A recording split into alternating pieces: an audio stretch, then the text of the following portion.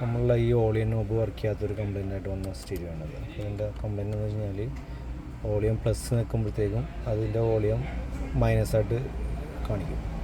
സെറ്റിങ്സിൽ പോകണമെന്ന് വെച്ച് കഴിഞ്ഞാൽ കാർ സെറ്റിങ്സിൽ പോവാം. അതിനകത്ത് ഫാക്ടറി സെറ്റിങ്സ് എടുക്കുക. ഫാക്ടറി സെറ്റിങ്സ് ഓപ്പൺ ചെയ്യുക.